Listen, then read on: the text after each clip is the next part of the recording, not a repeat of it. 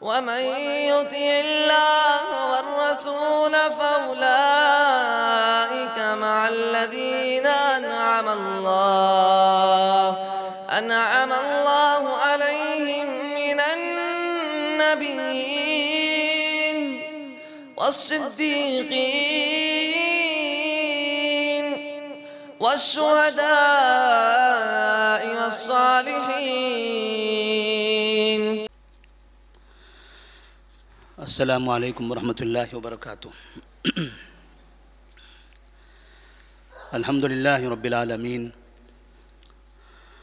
والصلاة والسلام علی رسولہ الامین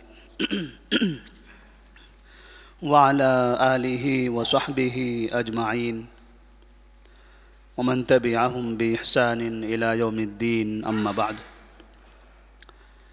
فاعوذ باللہ من الشیطان الرجیم. بسم اللہ الرحمن الرحیم.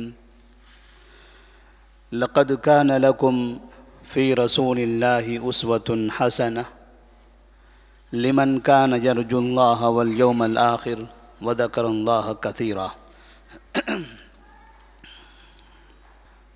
ہندوستان میں نبی کریم صلی اللہ علیہ وسلم کی توہین سے متعلق بہت سی باتیں گردش کر رہی ہیں. بعض مسلمان اس توہین کرنے والے سے ناراضگی کا مظاہرہ کر رہے ہیں. نبی کریم صلی اللہ علیہ وسلم ایک ایسی شخصیت جو اللہ تبارک و تعالیٰ کی دنیا میں سب سے محبوب شخصیت ہے، جو سید المرسلین ہیں، جن پر درود پڑھنے سے اللہ تبارک و تعالیٰ 10 مرتبہ رحمت نازل فرماتا ہے. آپ صلی اللہ علیہ وسلم فرماتے ہیں من صلی علی واحدۃ صلی اللہ علیہ 10. جو شخص مجھ پر 1 مرتبہ درود پڑھے اللہ تبارک و تعالیٰ اس پر 10 مرتبہ رحمت نازل کرتے ہیں. آپ صلی اللہ علیہ وسلم کی توہین زمانے میں ایک سلسلہ چلتا رہا. لوگ الگ الگ انداز سے آپ کی شان میں گستاخی کرتے رہے. برائی کرنے والے برائی کرتے ہیں. ایسی برائی کا ارتکاب کرنے والوں کا جواب ہمیں اچھائی سے دینا چاہیے. اگر کوئی انسان نبی کی شان میں گستاخی کرتا ہے تو ہمارا طریقہ یہ ہونا چاہیے کہ بجائے مظاہرہ کرنے کے، توڑ پھوڑ کرنے کے، شور مچانے کے، پورے معاشرے میں، محلے محلے، گلی گلی میں، ہر مسجد میں نبی کی سیرت کو اجاگر کیا جائے. نبی کی زندگی کے متعلق دروس عام کیے جائیں. نبی کی زندگی سے متعلق مسلمانوں کو بتایا جائے. مسلمانوں کو ہی نہیں، غیر مسلمین کے سامنے بھی نبی کی ایک بہترین تصویر، نبی کی زندگی، نبی جو نمونہ ہیں وہ پیش کیا جائے. اس لیے کہ جب تک کہ انسان کو کسی چیز کا علم نہیں ہوتا ہے تب تک کہ انسان اس کے مخالف ہوتا ہے. جب انسان کو اس کا علم ہو جائے، اس کی حقیقت کا اندازہ ہو جائے تو انسان کبھی بھی غلط بات کہنے سے پرہیز کرے گا. جو لوگ نبی صلی اللہ علیہ وسلم کی حقیقت کو نہیں جانتے، آپ کی سیرت کو نہیں جانتے، آپ کی عظمت کو نہیں جانتے، آپ کے وقار کو نہیں جانتے، وہ لوگ غلط بات کہتے ہیں. اور ایک زمانہ تھا جن لوگوں نے نبی کو نہیں پہچانا تھا وہ پہلے برا کہتے تھے، کاہن کہتے تھے، نجومی کہتے تھے، پاگل کہتے تھے، جادوگر کہتے تھے. لیکن جب انہوں نے نبی کو پہچان لیا تو نبی کے اشارے پر اپنی زندگی قربان کرنا شروع کر دیا. تو ہر مسلمان کو نبی کریم صلی اللہ علیہ وسلم کی سیرت پڑھنا چاہیے، سننا چاہیے. کیوں ضروری ہے نبی کی سیرت کو پڑھنا؟ نبی صلی اللہ علیہ وسلم فرماتے ہیں علیکم بسنتی وسنت الخلفاء الراشدین المہدیین من بعدی عضوا علیہا بالنواجذ. میری سنت کو اختیار کرو، میرے طریقے کو اختیار کرو. اللہ تبارک و تعالیٰ نے قرآن میں فرمایا ہے لَقَدْ كَانَ لَكُمْ فِي رَسُولِ اللَّهِ أُسْوَةٌ حَسَنَةٌ.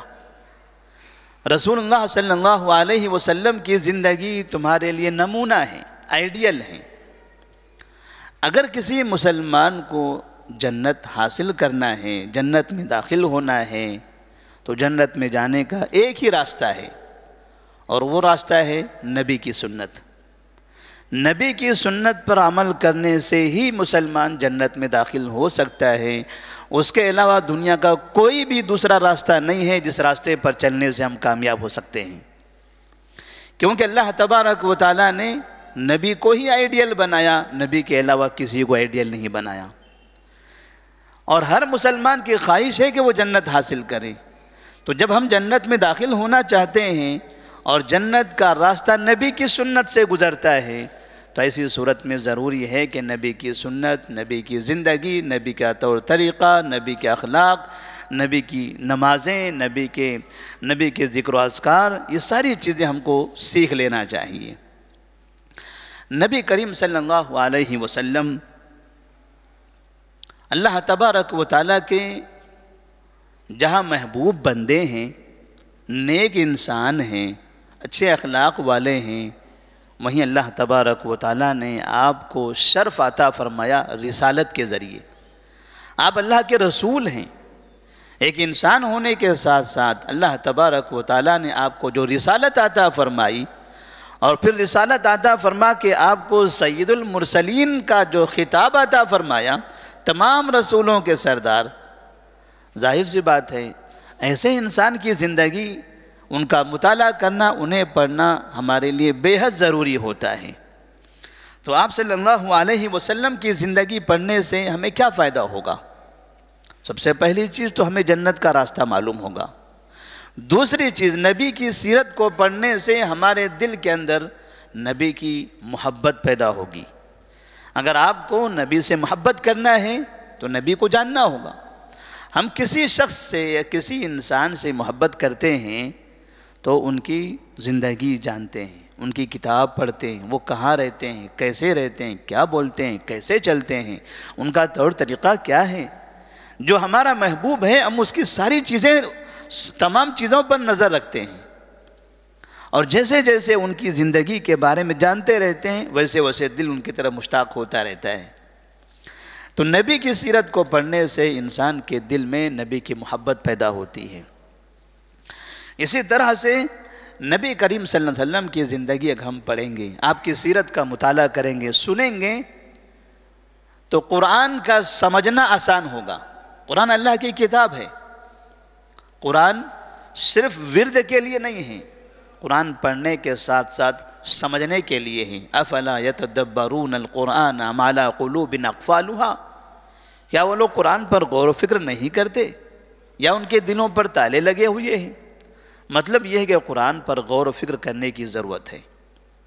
قرآن کی بہت سی آیتیں ہیں جن کو سمجھنا ہے تو اس کے لیے نبی کی سیرت پڑھنا ضروری ہے، اس لیے کہ کئی ایسی آیتیں ہیں جن کے شان نزول میں نبی صلی اللہ علیہ وسلم کی زندگی کے واقعات ہیں۔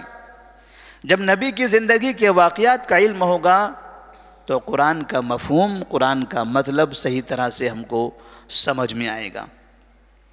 اسی طرح سے نبی کریم صلی اللہ علیہ وسلم کی سیرت پڑھنے سے ہمیں یہ اندازہ ہوگا کہ ایک انسان اپنے ماتحت کے لیے، اپنے بچوں کے لیے، اپنے گھر والوں کے لیے، اپنے دوست احباب کے لیے مربی کیسے بن سکتا ہے۔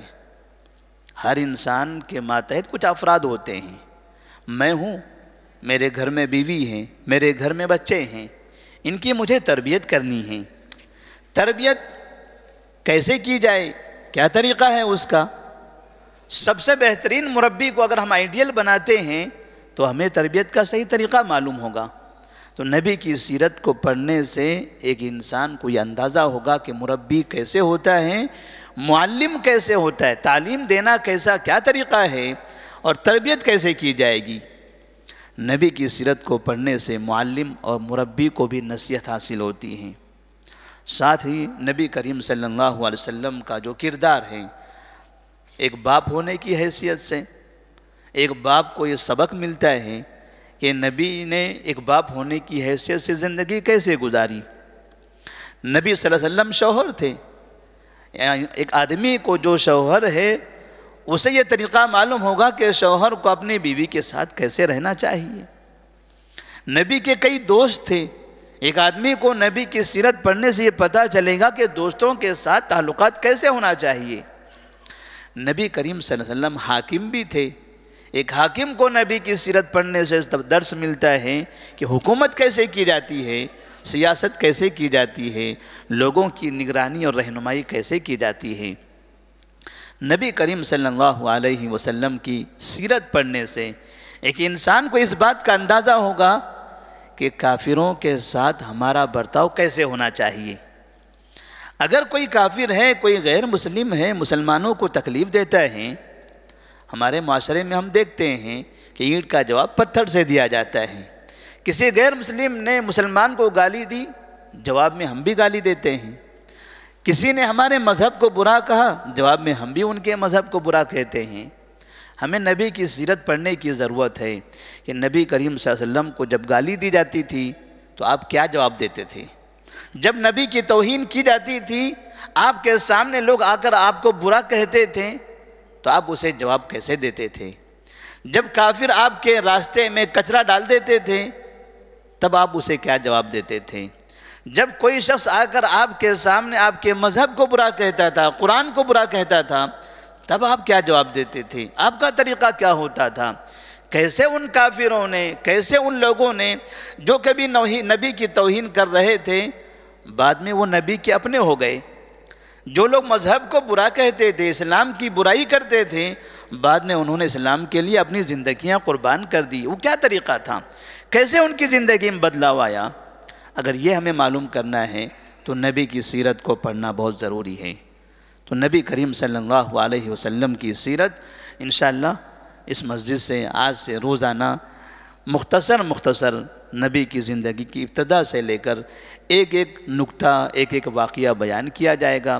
اس سے آج کے دور میں ہمیں کیا فائدہ ملتا ہے، نبی کی زندگی کے جو واقعات ہیں ان واقعات کو آج 2021 میں ہم کیسے استعمال کر سکتے ہیں، اس سے آج 2021 میں ہم کیا سبق لے سکتے ہیں، انشاءاللہ ہمارے درس میں اس کو اختصار کے ساتھ بیان کیا جائے گا۔ آپ تمام سے درخواست کی جاتی ہے کہ اگر آپ کو وقت ملے تو آپ ضرور مغرب کی نماز اس مسجد میں پڑھیں۔ انشاءاللہ نبی کی سیرت کو پڑھنے سے، سننے سے اللہ تبارک و تعالیٰ بھی ہمارے زندگی میں برکت عطا فرمائے گا، اس لیے کہ ہم اللہ کے محبوب کی زندگی پڑھنا چاہتے ہیں۔ اللہ تبارک و تعالیٰ ہمیں بھی اپنا محبوب بنائے گا۔ السلام علیکم ورحمۃ اللہ وبرکاتہ۔